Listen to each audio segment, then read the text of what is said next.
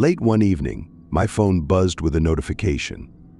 It was a video message from my friend, Sarah. Curious, I clicked play, expecting a goofy cat video or a random dance routine.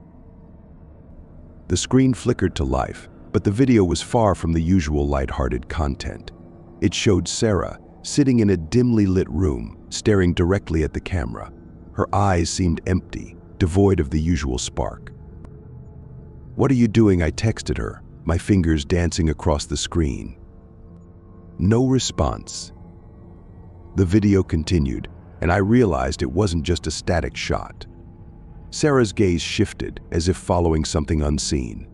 The air in the room felt heavy as she began whispering words I couldn't decipher. A sudden chill ran down my spine. It was as if the room on the other side of the screen held secrets, ones I wasn't meant to know. I tried calling Sarah, but it went straight to voicemail. Concerned, I texted frantically, "Sarah, what's going on? Are you okay still?" No reply. The video ended abruptly, leaving me staring at my phone in bewildered silence. I hesitated before deciding to visit Sarah's apartment. As I approached, a sense of foreboding gripped me. Her door was ajar. I cautiously pushed it open to find the room eerily similar to the one in the video. Empty, with only a flickering candle casting long shadows on the walls. "PSSD," a whisper echoed in the silence, freezing me in my tracks. I couldn't shake the feeling that Sarah's vacant eyes were still watching, even in her absence. One evening, I found an old Polaroid camera at a thrift store, a relic of nostalgia. Excited, I snapped a photo of my living room to test it. When the picture developed, everything seemed normal except for a shadowy figure in the corner, a person not present when I took the photo.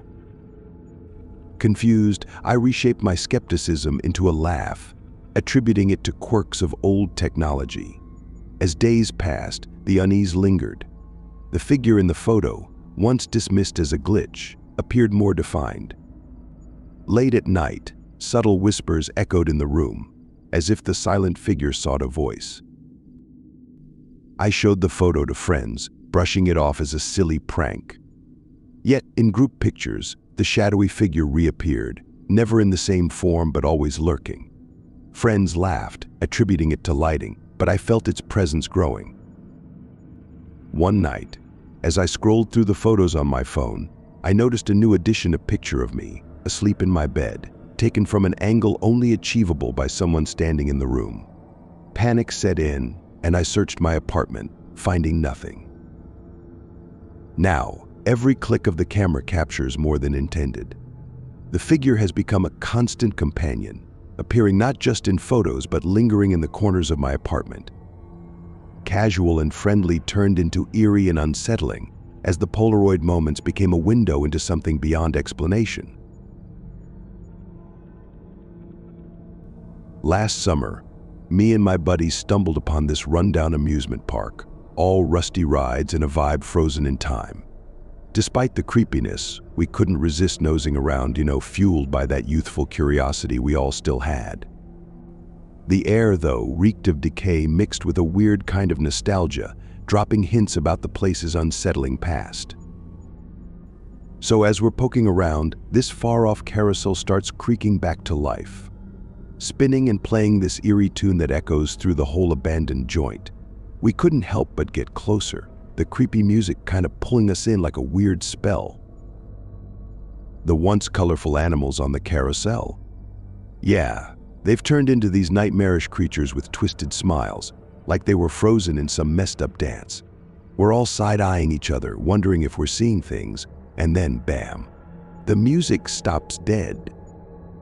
Suddenly, this guttural growl creeps out of the shadows, and distorted kid laughter is echoing around us.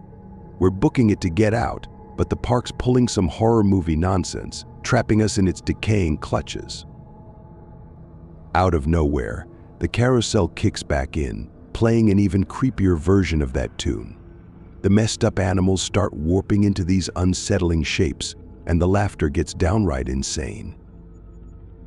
We're sprinting like our lives depend on it, feeling this dark, nasty vibe in the air. Finally busting out of there, the disturbing laughter is still ringing in our ears. Glance back and the carousel's going bonkers, with those twisted creatures frozen in some freaky scene. And now, every now and then, that messed up memory creeps back in. Just a reminder that some places ain't holding just memories but some straight up messed up stuff, waiting to spook anyone who stumbles in.